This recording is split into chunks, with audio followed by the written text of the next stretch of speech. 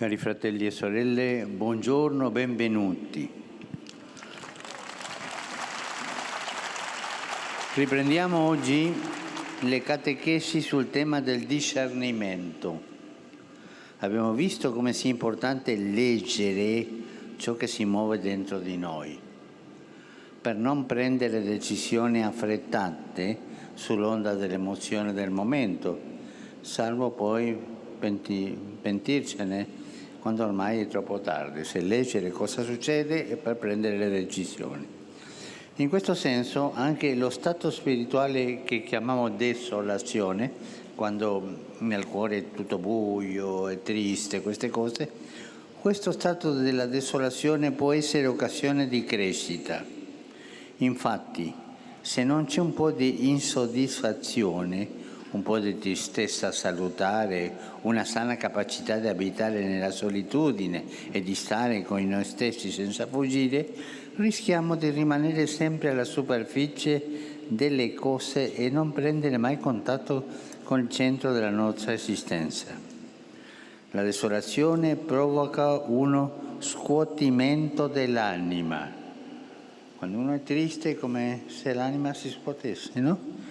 Mantiene desti, favorisce la vigilanza e l'umiltà e ci protegge dal vento del capriccio. Sono condizioni indispensabili per il progresso della vita e quindi anche nella vita spirituale. Una serenità perfetta ma ascetica, senza sentimenti, quando diventa il criterio di scelte e comportamenti, ci rende disumani.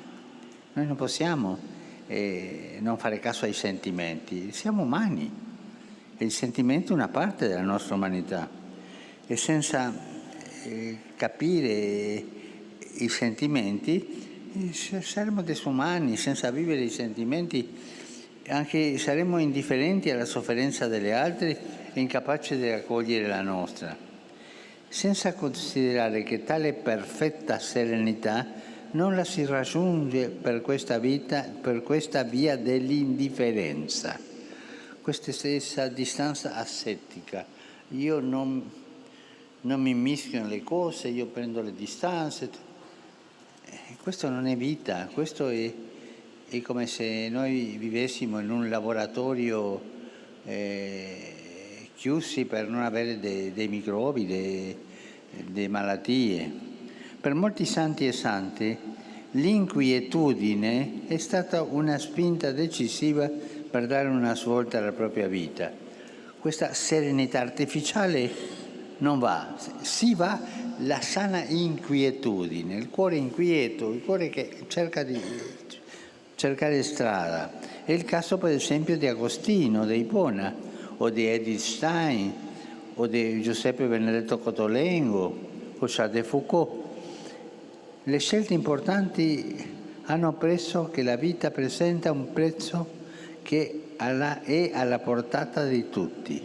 Ossia, le scelte importanti non vengono dalla lotteria, no. Hanno un prezzo e tu devi pagare quel prezzo. È un prezzo che tu devi fare col tuo cuore, un prezzo della decisione, un prezzo di portare avanti un po' di sforzo, ma non è gratis, ma è un prezzo alla portata di tutti. Noi tutti dobbiamo pagare questa decisione per uscire dallo stato di indifferenza. Lo stato di indifferenza ci butta giù sempre. La desolazione è anche un invito alla gratuità, a non agire sempre e solo in vista di una gratificazione emotiva. Essere desolati ci offre la possibilità di crescere, di iniziare una relazione più matura, più bella con il Signore e con le persone care, una relazione che non si riduca a un mero scambio di dare e avere. Pensiamo alla nostra infanzia, per esempio, pensiamo. Da bambini capita spesso di cercare i genitori per ottenere da loro qualcosa, un giocattolo o i soldi per comprare un gelato, un permesso. E così li cerchiamo non per se stessi, ma per interesse. Eppure il dono più grande sono loro, i genitori, e questo lo capiamo man mano che cresciamo. Anche molte nostre preghiere sono un po' di questo tipo, sono richieste di favori rivolte al Signore senza un vero interesse nei Suoi confronti. Andiamo a chiedere il Signore. Il Vangelo nota che Gesù era spesso circondato da tanta gente che lo cercava per ottenere qualcosa, guarigioni, aiuti materiali, ma non semplicemente per stare con Lui. Era pressato dalle folle, eppure era solo. Alcuni santi e anche alcuni artisti hanno meditato su questa condizione di Gesù. Potrebbe sembrare strano e irreale chiedere al Signore come stai? E invece è una maniera molto bella di entrare in una relazione vera, sincera con la sua umanità, con la sua sofferenza, anche con la sua singolare solitudine. Con Lui, col Signore che ha voluto condividere fino in fondo la sua vita con noi. Ci fa tanto bene imparare a stare con Lui, stare col Signore, imparare a stare col Signore senza altro scopo, esattamente come ci succede con le persone a cui vogliamo bene. Desideriamo conoscerle sempre più perché è bello stare con loro. Cari fratelli e sorelle, la vita spirituale non è una tecnica a nostra disposizione, non è un programma di benessere interiore che sta a noi programmare, no. La vita spirituale è la relazione con il vivente, con Dio, il vivente, irriducibile alle nostre categorie. E la desolazione allora è la risposta più cara all'obiezione che l'esperienza di Dio sia una forma di suggestione, una semplice proiezione dei nostri desideri. La desolazione? Non sentire niente? Tutto buio, ma tu cerchi Dio nella desolazione.